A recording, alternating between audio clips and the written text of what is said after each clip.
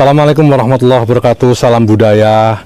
Kita ketemu lagi dengan 50 tahun Festival Ramayana Internasional di Candra Wilwatikta tahun 1971.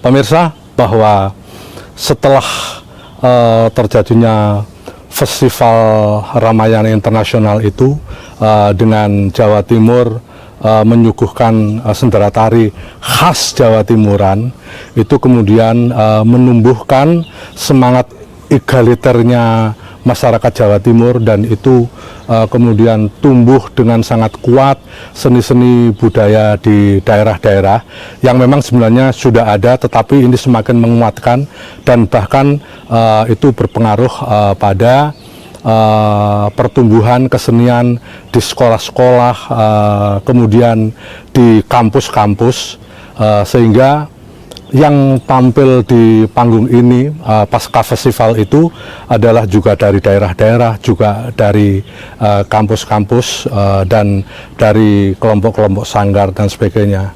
Dan akan kami hadirkan beberapa narasumber pasca festival, dan mereka adalah yang pernah menari di panggung Candra Wilwatikta ini.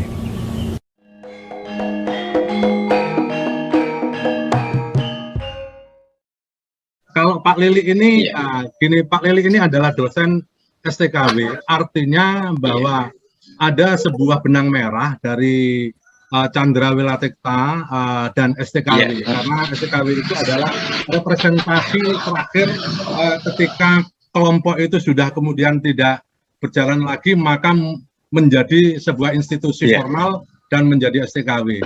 Nah, tapi Pak Lili ini kemudian punya beberapa pengalaman juga di panggung. Mungkin saya ingin tahu ceritanya dulu, apa saja yang pernah digelar Pak Lili. Oke, silakan Pak Lili. Oke, terima kasih. Selamat malam. Assalamualaikum warahmatullahi wabarakatuh. Salam budaya. Kalau ngomong Taman Candra Wilwatikta itu bagi saya, menurut saya, pengalaman sampai sekarang itu identik dengan STKW gitu. Itu. Mudah-mudahan saya salah. Terus yang kedua, saya masuk STKW tahun 1985. Menjadi penari saat itu, mendukung di Pandaan, terus selalu penari, paling penari tombak, penari godok gitu. Memang pertama penari. Setelah melalui proses sekian lama, baru saya ditunjuk sebagai penata tari tombak itu tahun 89. Penata tari. Terus proses-proses baru ditunjuk sutradara pertama kali. Saat itu pernah yel-yelan dengan Pak Ropik, karena Pak Ropik ya ditunjuk, tidak bisa gini, waktu itu almarhum Pak Sigit, akhirnya saya yang ditunjuk, saya tidak mau, akhirnya tetap mau berangkat, karena itu tugas dari lembaga. Tahun 91 pertama kali ditunjuk sebagai sutradara, itu judulnya Ken Arok. Ken Arok sekaligus saya jadikan Aroknya gitu. Terus berkali-kali jadi sutradara, kesempatan terakhir menjadi sutradara tahun 17 kemarin, 2017, itu Sri Aji Jayabaya. Oh, gitu. Ya.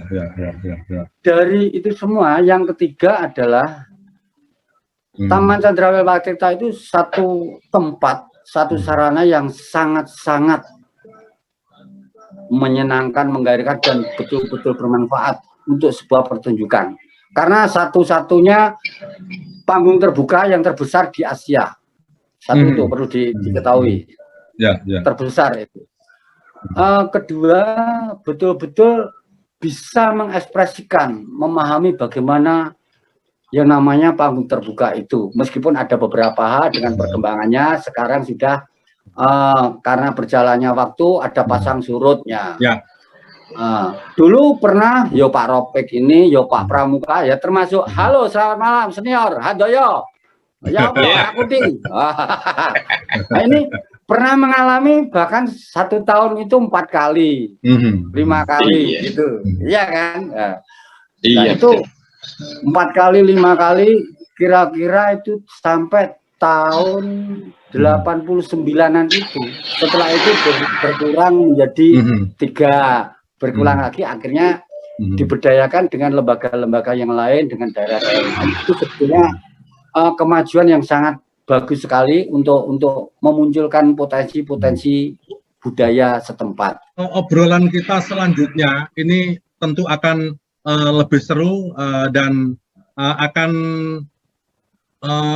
kita minta semua narasumber ini nanti memberikan kesan. Baik, pemirsa, jadi teman-teman yang ada di sekeliling kami ini adalah para sutradara pasca Festival Ramayana Internasional. Artinya ini adalah sutradara-sutradara sudah tahun 80-an, 90 sampai 2000-an ini. Nah, ada Mas Dimas Pramuka Atmaji ini yang banyak terlibat menjadi penari, tapi juga pernah menyutradari di sana. Tentu pengalaman di panggung Candrawira Tikta ini pengalaman yang sangat luar biasa, karena salah satu yang tadi diceritakan oleh Pak Lili, salah satunya panggung yang ada di Jawa Timur, bahkan di ASEAN, itu yang ada yang apa namanya, amphitheater yang sangat luas dan sebagainya, itu adalah pengalaman yang paling tidak bisa dilupakan. Artinya yang biasa-biasa, panggung yang biasa-biasa saja menjadi luar biasa, apalagi yang di sana itu adalah pengalaman yang sangat tidak pernah menjadi apa ya namanya ya, malah menginspirasi karya-karyaku yang lain gitu. Bahwa karya-karyanya Mas Pram, tari-tari alah tari lepas itu banyak sekali, dan fenomenal. Itu adakah pengalaman-pengalaman ada hubungannya dengan kalau sendera tari itu seperti ini, kalau ini seperti ini, itu menjadi sebuah pengalaman juga untuk Mas Pram? Ya tentu ada pengalaman yang berbeda di sana, Mas. Karena ketika kita menggarap sendera tari, kita mencari benang merahnya dan sebagainya, itu lain dengan ketika kita strukturnya hanya sebuah tari, misalnya tari penyambutan dan sebagainya, sangat lain sekali, karena kita membuat skenario-nya itu lebih rumit daripada kita membuat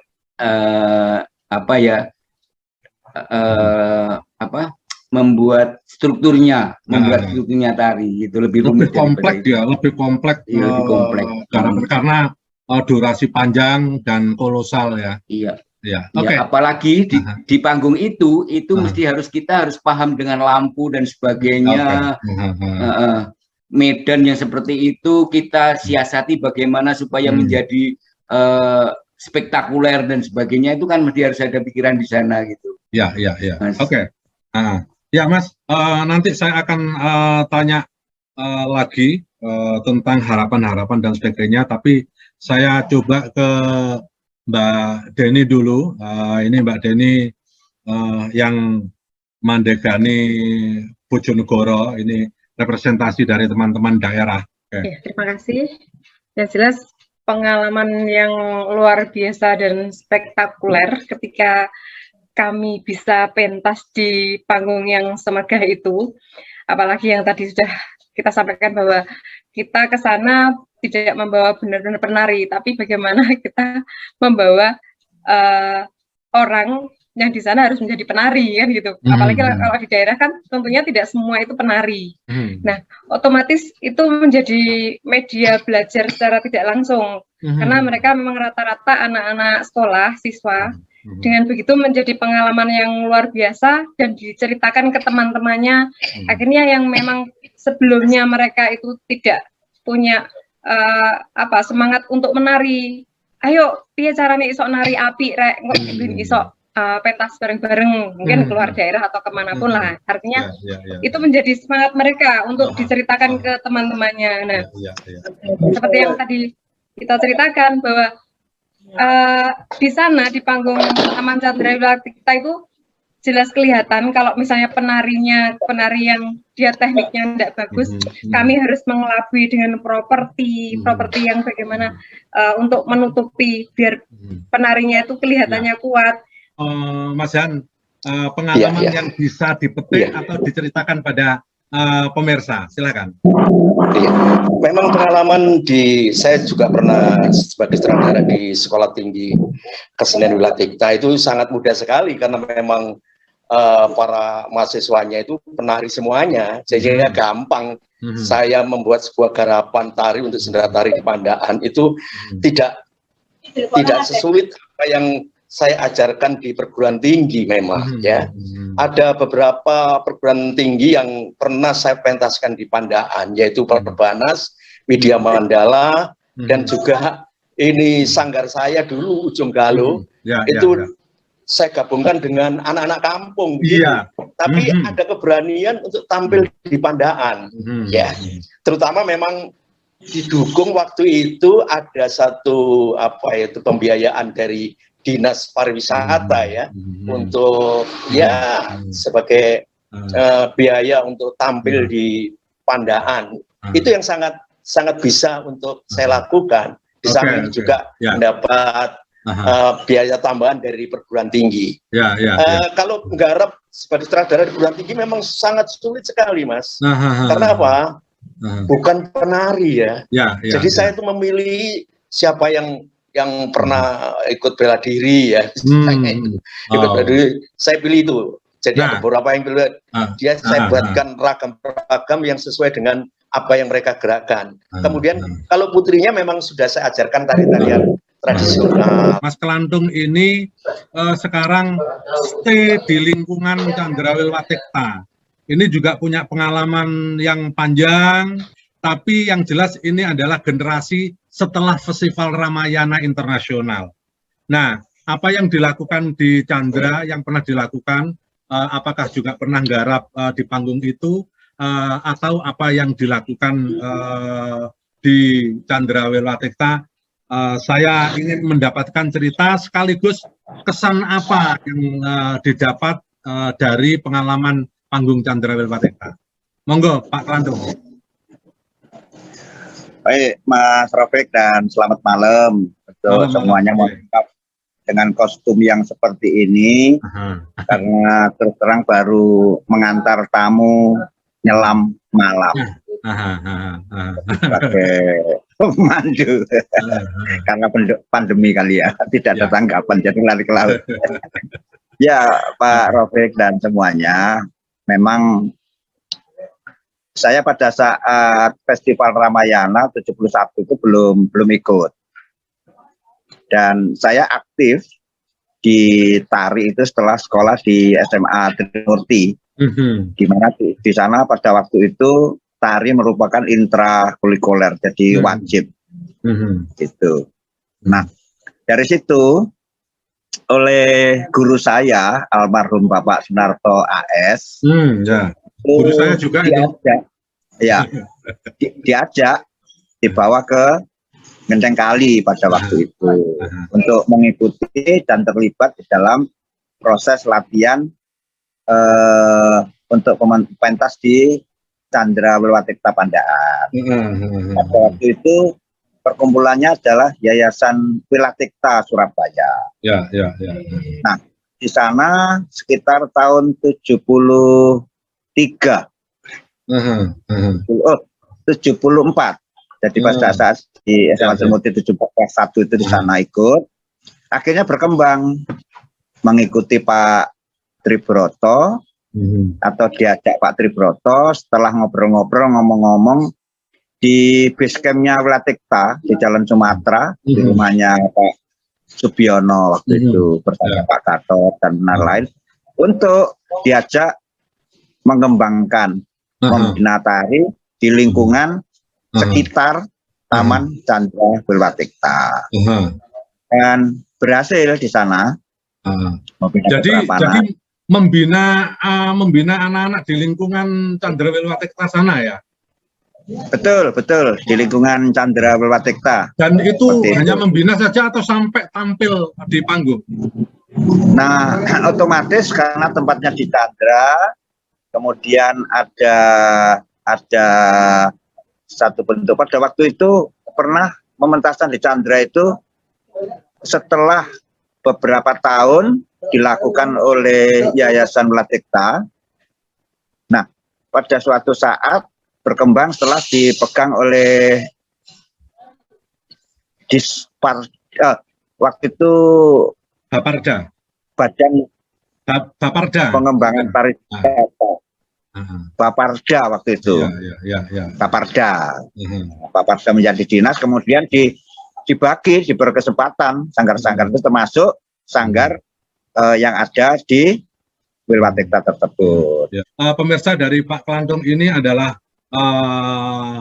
ya penari, ya sutradara, pasca Festival Ramayana, dan masih sangat aktif sampai sekarang itu membina selam. Jadi ini instruktur ya, instruktur selam yang berlisensi internasional.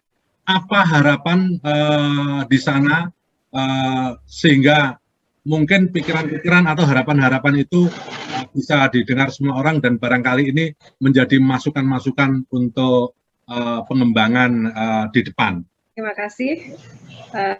Harapan kami Taman Chandra Wilwatikta tetap eksis. Jadi bagaimanapun, karena memang Taman Chandra Wilwatikta itu kan tempat kami berekspresi, ajang berkreativitas para seniman. Nah, selain itu, kalau bisa ada jadwal rutin yang dulu waktu saya ibu waktu masih di STKB, kan saya masih kecil ya. Mungkin dulu kan ada jadwal rutin setiap padang rembulan atau malam bulan purnama gitu loh, kalau nggak salah. Pembangunannya baik untuk tempat riasnya maupun di panggungnya itu sudah sangat bagus sekali. Kalau dulu itu panggungnya itu sangat kasar. Setelah menari di sana, sing jenenge sikil itu melincet kabeh. Itu pasti. Sekarang itu sudah bagus, semuanya sudah diperdayakan oleh Pak Jaryanto ya waktu itu. Dan sekarang Pak Sinarto. Waktu yang lalu, Mas, bagaimana apa itu panggung Chandra Wilwatikta itu bisa diselenggarakan selain STKW. Itu dari daerah-daerah itu diberi kesempatan. Ada dana dari Dinas Pariwisata untuk membantu daerah-daerah yang bisa mendukung untuk pandaan.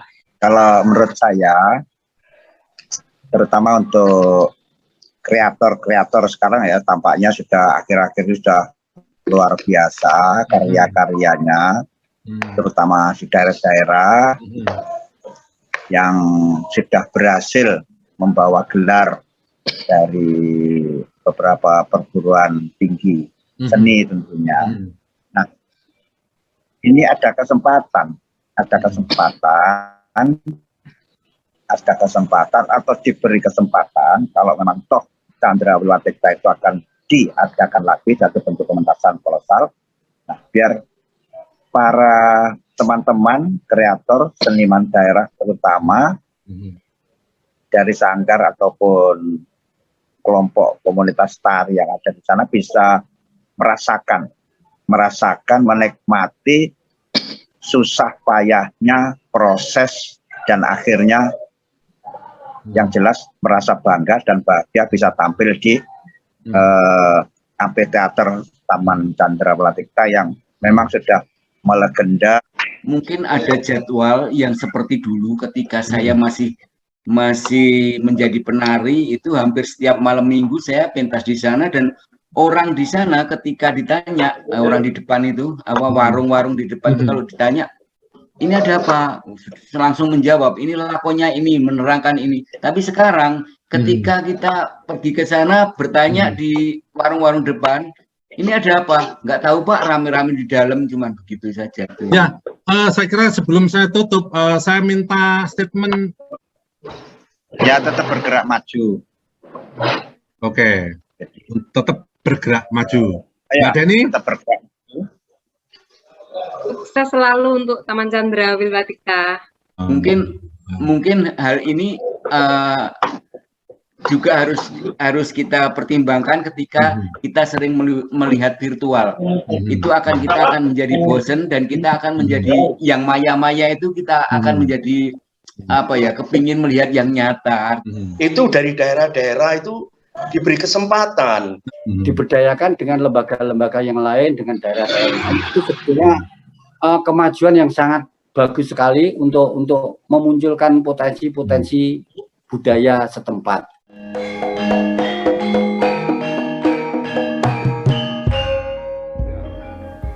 Saya naik ke tower, ini tempat lighting pada waktu festival Ramayana Internasional di sini, dan lightingnya secara teknologi ini memang harus di atas dan dengan penyinaran yang cukup kuat sekali. Nah, saya masuk ke ruang tower ini yang memang sudah tidak digunakan lagi. Ini di lantai 3, cukup tinggi, dan inilah untuk panel-panel. Kita lihat semuanya. Ini saksi bisu Festival Ramayana Internasional. Ini sudah tidak dipakai lagi, sudah sangat lama, karena memang teknologi itu tentu sangat cepat berubahnya, dan ini sudah tidak diperlukan lagi karena sudah usang. Ya. Nah, ini dulu saya kira juga sangat diperlukan follow ini untuk menerangi penari-penari yang ada di panggung sana. Nah, ada banyak follow spot yang digunakan untuk menerangi yang penari-penari khusus. Ternyata ini ada 1, 2, 3, 4, 5 ya, 3, 4, 5. Nah, ini yang dulu sering disebut xenon ini, lampu ini bahkan kalau ditembakkan ke sana Gunung Penanggungan itu bisa sampai kena gitu. Ya, itu dan ya ini memang sudah barang lama yang memang sudah tidak bisa digunakan lagi ya. Tapi ini memang teknologi yang sudah sangat lama sekali dan waktu itu sangat canggih ya, sangat canggih. Ya, jadi kalau ini pada zamannya sangat canggih sekali. Nah, inilah ada 5 follow spot yang sangat kuat digunakan untuk penari jika muncul dari panggung tengah, panggung pinggir kiri, pinggir kanan, itu sangat bagus sekali. Ini memang perlu permajaan kalau nanti suatu saat sudah ada pengadaan ini, saya kira sangat diperlukan lagi untuk supaya penampilan semakin bagus. Dan saya kira ini nanti harus dimuseumkan karena ini adalah jejak-jejak kebesaran Festival Ramayana Internasional. Pemirsa, kami ada beberapa dokumen-dokumen yang perlu kami sampaikan bahwa ini di Tugu Pancasila di Candrawilwatikta ada sebuah prasasti yang berisi dengan peresmian Taman Candrawilwatikta tanggal 31 Agustus 71 ketepatan dengan penyelenggaraan Ramayana Festival Internasional 1 mempunyai arti Jawa Timur turut memperkenalkan Indonesia melewati kelangsungan berkembangnya kesenian dan kebudayaan Indonesia. Ditandatangani oleh Presiden Soeharto, Presiden kita kedua, yang pada saat itu juga hadir dalam rangka meresmikan Taman Candrawilwatikta. Ada dokumen lagi yang kami dapat kiriman dari Mbak Meiji Jepang bahwa ternyata saat itu juga diterbitkan sebuah perangko dengan 2 seri, yaitu perangko Ramasinta dan perangko Rahwana. Dan kemudian kami juga menemukan sebuah poster yang sudah usang, yaitu tulisan Ramayana Taman Candrawilwatikta Pandaan Pasuruan Jatim dengan gambar Sinta dan Anoman. Inilah amfiteater Taman Candrawilwatikta dengan kapasitas penonton 12 sampai 15 ribu yang diambil gambarnya dari udara, dan panggung dengan kelebaran 20 kedalaman 20 meter dan kelebaran 40 meter. Inilah gambar dari panggung dilihat dari kejauhan. Dan saudara, tadi saya juga ke lantai 3 yang namanya tower. Itulah tempat lampu-lampu yang dulu digunakan untuk menyinari acara itu.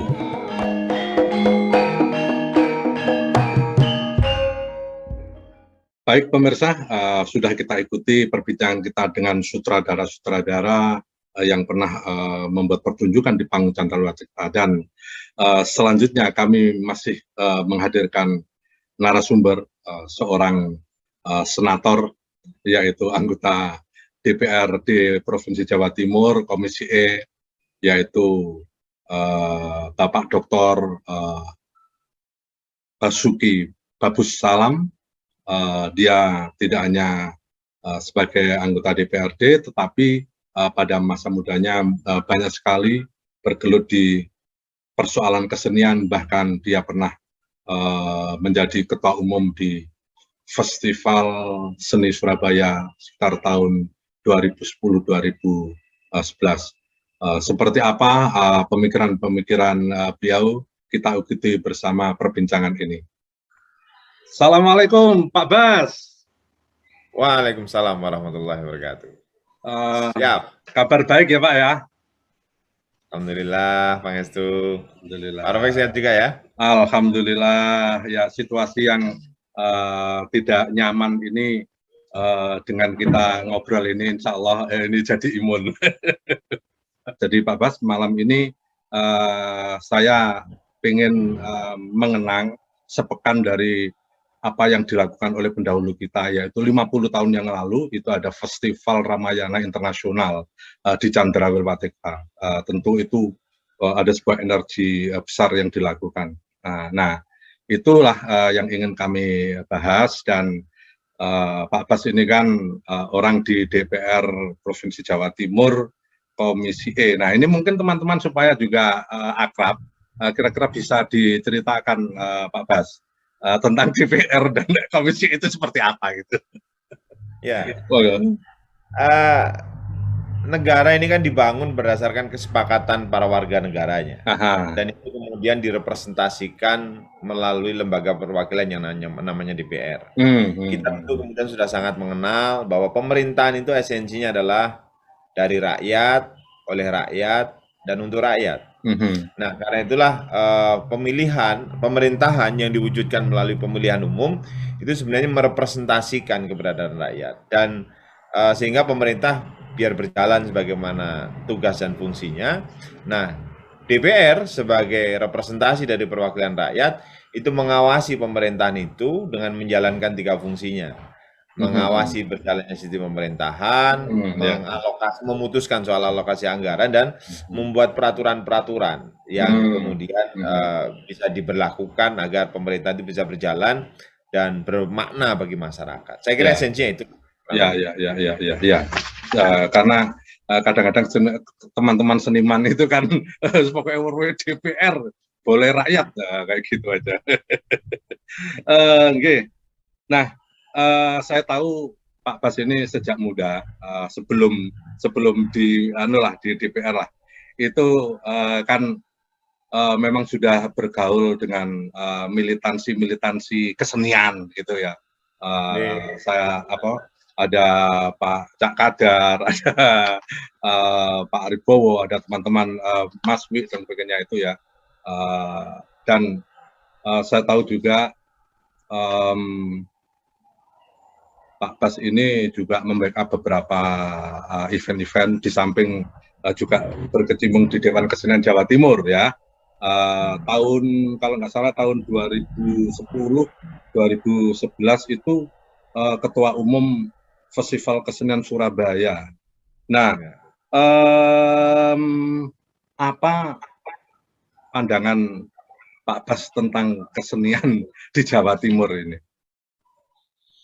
Iya, sebenarnya kalau bicara soal normatif, seni itu kan sebenarnya representasi dari olah budi, olah pikir, dan olah karya masyarakat.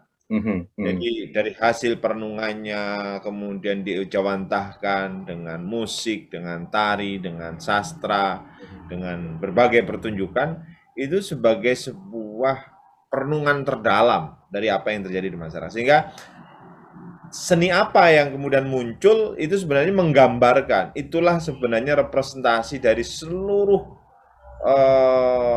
apa yang ingin disampaikan oleh masyarakat. Sehingga kalau kemudian kita mengenal negara kita punya karya-karya adiluhung, ya memang dalam sejarah perjalanan bangsa kita, berarti kita memiliki rangkaian nilai-nilai adiluhung yang memang menjadi etos, menjadi spirit dari seluruh peradaban, dan itu kemudian muncul sebagai sebuah karya seni, letupan-letupannya saja. Tapi sebenarnya secara umum luar biasa. Kita misalkan kita bisa bayangkan bagaimana para Sunan itu dengan gamelannya, dengan wayang yang kemudian atau kemudian dengan berbagai seni yang kemudian dimunculkan. Itu kan bagian dari gambaran perjuangan beliau ketika kemudian melakukan sebuah konstruksi sosial masyarakat.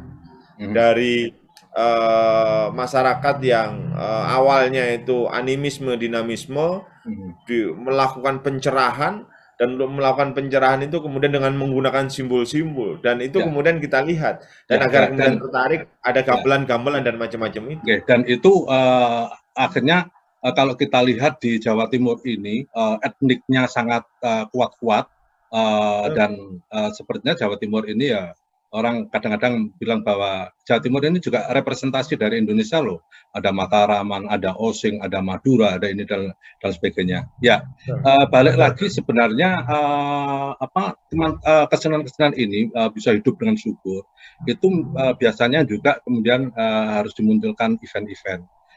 Sejauh mana event seperti Pak Bas pernah mandegani di Festival Seni Surabaya, itu sejauh mana eksistensi sebuah event di dalam kesenian? Ya, event itu kan mercusuar dari rangkaian karya-karya yang ada. Jadi ketika lahir karya-karya seni yang hebat di masyarakat, maka puncak-puncak karyanya itu kita tampilkan di dalam sebuah festival. Idealnya gitu kan? Ya. Sehingga kemudian kalau dulu kita mengenal ada festival di Jakarta, di Bandung, di Bali, di banyak wilayah itu, di Jogja tentu saja. Ya itu karena memang representasi dari begitu banyaknya karya yang kemudian sangat menarik untuk ditampilkan, yang rasanya sayang ketika kemudian hanya ditampilkan di tobong-tobong kesenian yang ada di lingkungan masyarakat. Maka kemudian diangkat posisinya, kemudian diperhelatkan dalam sebuah ruang yang lebih megah, dan kemudian ditunjukkan kepada publik yang lebih luas, we have this, kita punya ini loh sebagai sebuah karya peradaban kita hari ini. Dan itu artinya apakah orang-orang tahun 71 yang membawa festival internasional di Jawa Timur itu, apakah sebenarnya mereka di zaman saat itu yang mungkin tidak mudah berkesenian, itu apakah mereka memang pikiran-pikirannya itu sudah melampaui zamannya? Bahkan itu konon itu festivalnya 71, tapi tempat itu sudah dibangun tahun 63 dan 64 itu sudah ada kegiatan yang sustainable gitu, sudah ada ada tampilan. Kemudian waktu itu ada peristiwa politik, kemudian berhenti, dan kemudian jalan lagi. Itu Pak, gimana itu? Ya, Pak Rafiq, kalau kemudian kita membayangkan, kita ini kan usia kita sudah relatif sama lah, walaupun ini adiknya. Tahun-tahun 80-an itu rumah kita ini kan masih pakai ublik gitu kan. Rumah kita masih banyak ublik. hiburan kampung kita itu hanyalah suara ngaji di surau dan musola-musola. Karena kayak saya ini kebetulan hidup di lereng gunung di Gunung Lawu sana di Magetan. Satu kampung itu ketika tahun 80-an yang punya televisi satu desa itu cuma 2 atau 3. Ya. Sehingga ketika kemudian tadi Pak Rafiq menyampaikan tahun 71 itu ada sebuah mahakarya yang dilahirkan melalui sebuah pergulatan yang itu kemudian pertunjukan di Wilwaktikta itu.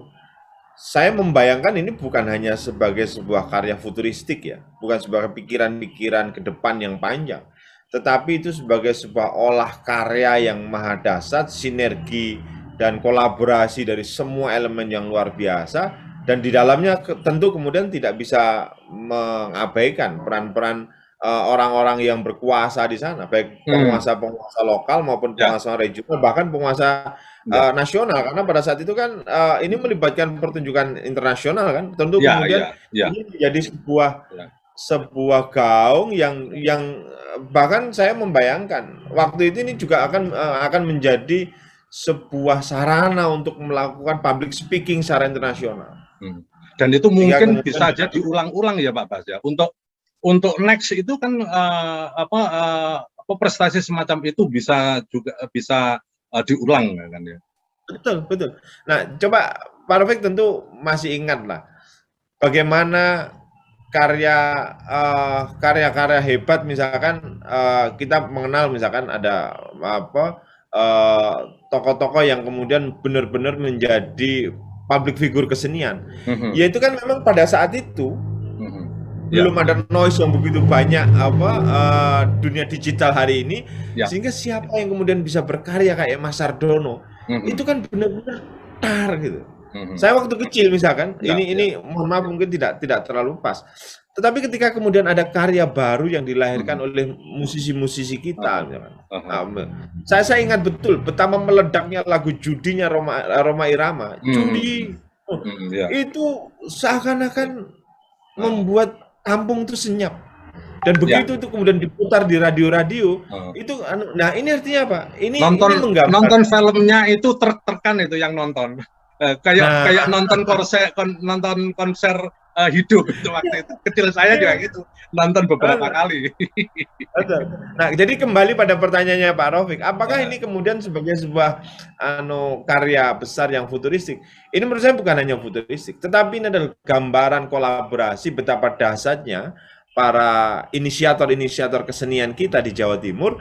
Mereka bisa membangun sebuah kinerja yang hebat, melampaui sekat-sekat politik, sekat-sekat peradaban, sekat-sekat struktural, sekat-sekat pemerintahan yang mohon maaf Pak Rafiq, pada saat itu untuk sekedar makan saja susah. Tetapi kita bisa membuat sebuah karya yang hari ini saya pernah sebagai pelaku kesenian juga membuat sebuah pertunjukan itu tidak mudah, berdarah-darah, karena bukan kalau hanya sekedar membuat panggung kan jenengan paham lah, tapi kan yang diinginkan orang ketika bicara soal artistik itu kan kemudian tidak hanya sekedar panggung yang kemudian bisa memberikan efek, memberikan suara, memberikan rasa, semuanya itu kemudian, dan itulah karya-karya orang hebat dulu. Nah, coba kemudian ketika tarik tahun 71, saya jadi merinding ini. Betapa itu kemudian menjadi sebuah endapan perjuangan yang tidak mudah dilakukan untuk orang-orang pada masa itu. Dan karena itulah saya mengapresiasi betul kalau hari ini Pak Rafiq mengenang 50 tahun perjalanan itu. Semoga ini tidak hanya untuk kenangan, tetapi saya bahagia sekali kalau ada inspirasi yang dimunculkan, sehingga ini kemudian bisa menjadi sound, itu bisa menjadi suara yang disampaikan berulang-ulang bahwa kita loh bisa mencapai capaian yang luar biasa, dan karena itu generasi muda sekarang harus banyak belajar soal itu. Ya, tadi saya di sesi pertama tadi saya ngobrol dengan teman-teman sutradara-sutradara yang pasca 71. Nah, dulu waktu tahun 71 itu Chandra itu sudah punya sound system, punya lighting gitu dulu. Tapi kan perkembangan waktu itu memang sudah usang dan sebagainya. Nah, usang dan tentu sudah tidak punya kan. Mungkin enggak itu ke depan misalnya itu kemudian panggung itu juga bisa dilengkapi dengan equipment yang memang standar untuk pertunjukan kolosal dengan kapasitas penonton 10-15.000. Ya, Pak Rafiq, saya kebetulan beberapa kali datang ke Candra Wilwatikta dan saya mendapatkan kisah dari para orang-orang hebat yang menjaga di sana. Betapa panggung itu didesain dengan sebuah pertimbangan yang sangat kompleks. Sudutnya, misalkan sudut pandangnya itu kemudian menghadap langsung ke puncak Penanggungan. Ya. Ketika kemudian perhelatan itu dilakukan di bulan purnama, itu kemudian siluet gunung itu muncul sebagai background, itu kerennya luar biasa. Jadi sebagai sebuah karya, konsepnya, terus kemudian pertimbangannya, termasuk tata letaknya macam-macam, Wilwatikta itu sangat luar biasa. Nah, kemudian terkait dengan pertanyaan Pak Rafiq, mungkin nggak itu kemudian suatu saat kemudian kita siapkan dengan sebuah equipment yang bagus? Menurut saya apa sih yang tidak mungkin? Tetapi kemudian tentu saja berkenan untuk melengkapi itu kan kemudian harus diiringi dengan hadirnya sebuah karya yang hebat. Ya. Kalau kemudian saya kebetulan pernah menyaksikan dengan tidak menafikannya di sini atau mengagung-agungkan yang lain.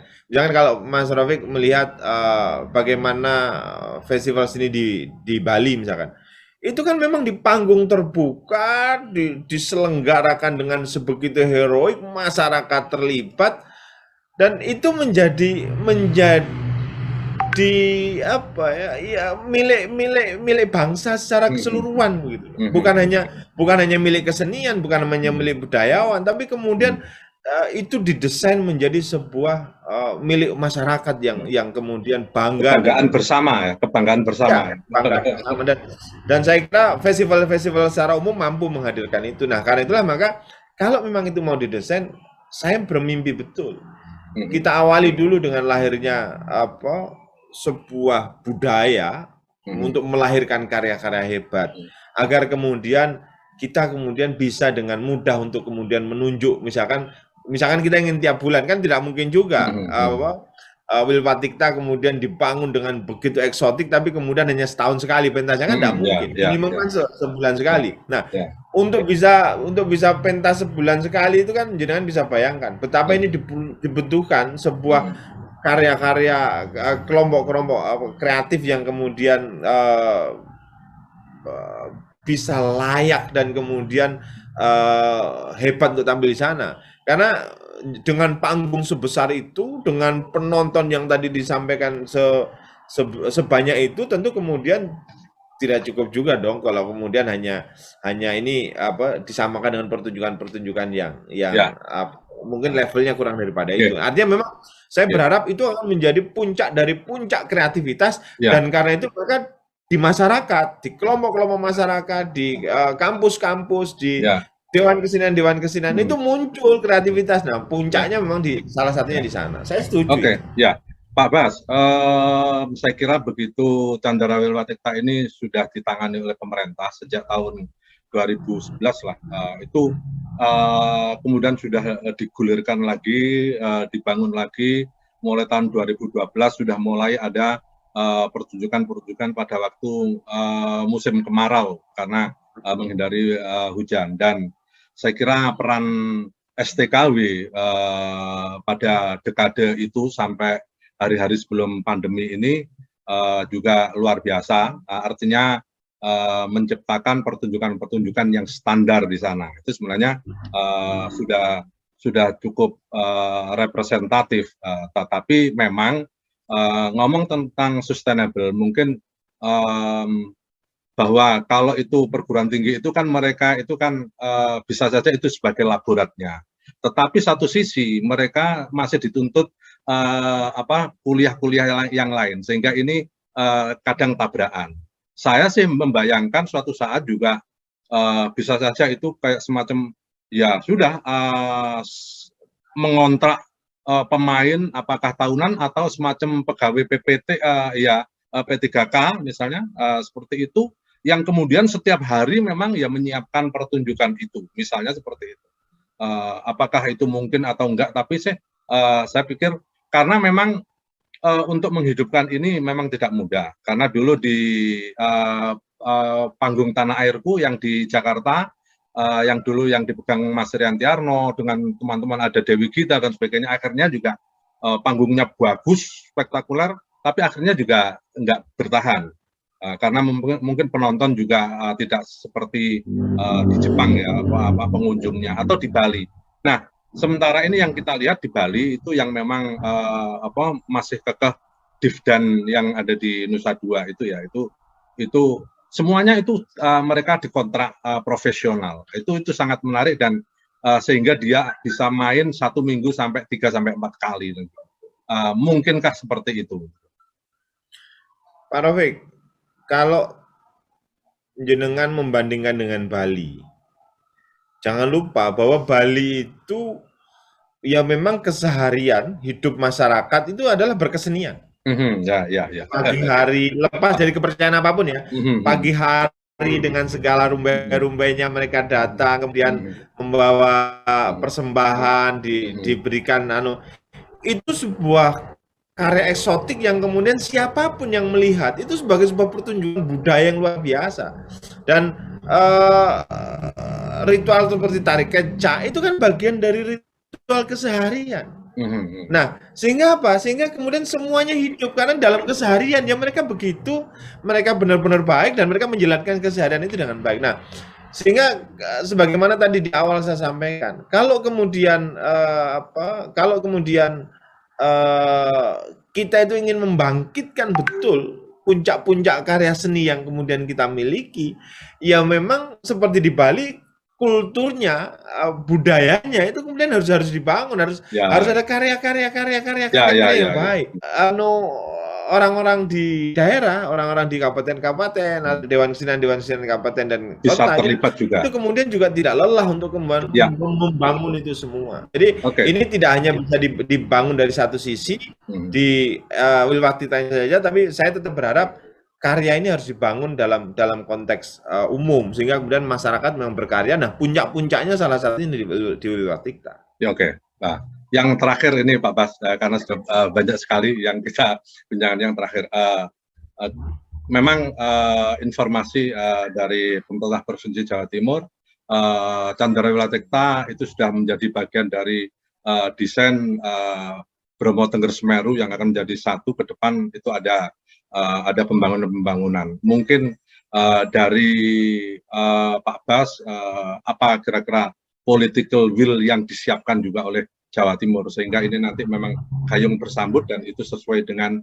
pikiran-pikiran yang diharapkan bersama.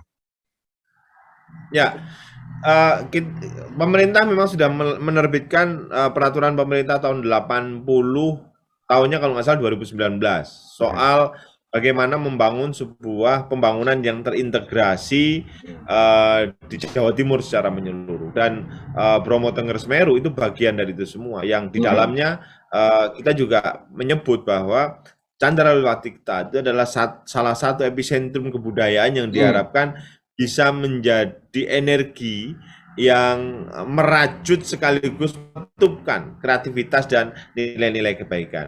Nah, tetapi saya juga tetap mempersyaratkan ini harus didorong oleh semua pihak.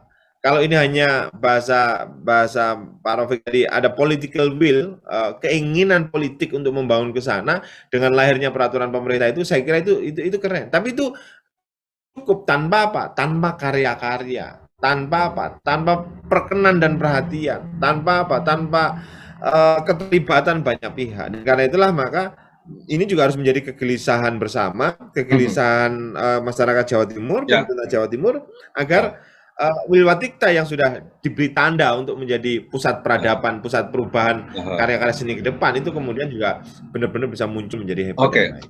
Artinya yang paling terakhir saya tangkap bahwa persoalan kebersamaan itu menjadi penting. Tanpa kebersamaan itu tentu akan tetap ada kesulitan, karena memang teamwork itu menjadi penting. Ucapan sekali lagi terima kasih.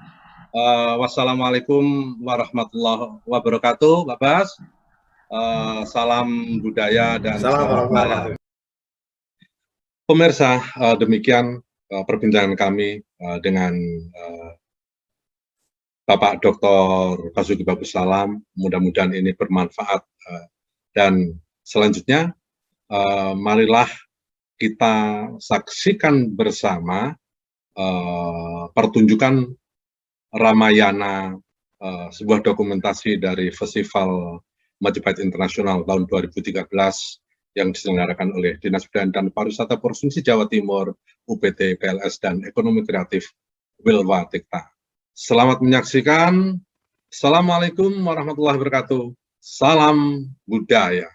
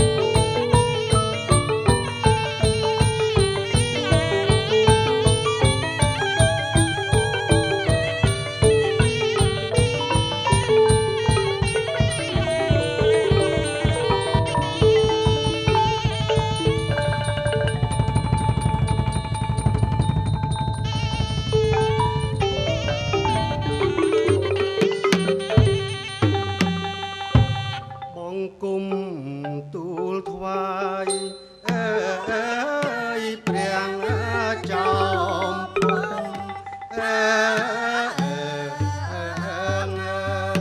អើយព្រះអង្គជាមនុស្ស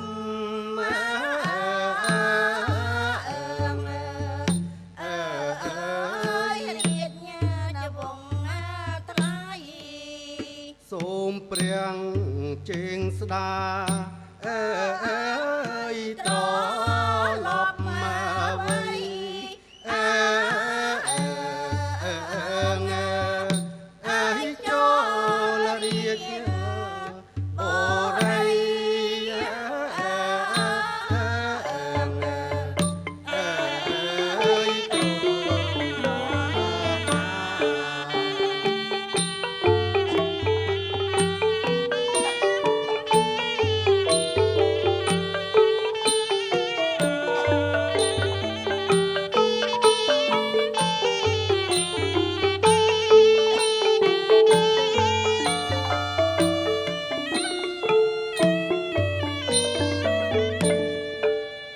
ព្រះរាជអើយបញ្ជា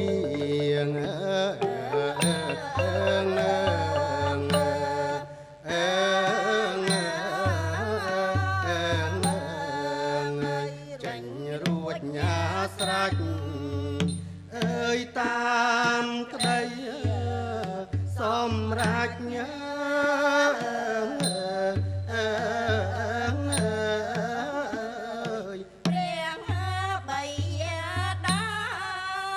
មិនអាចអើយកែបាន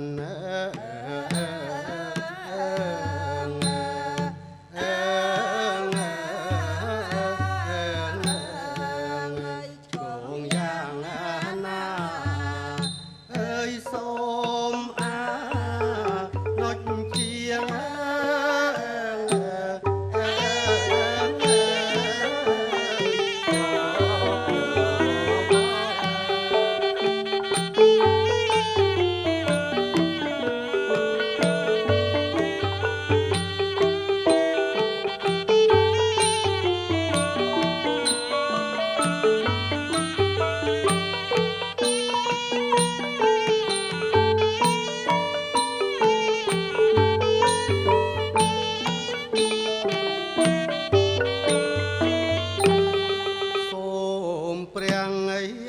ណុចយកពរស្ដាសូពរបាទាជាដំអើយណាង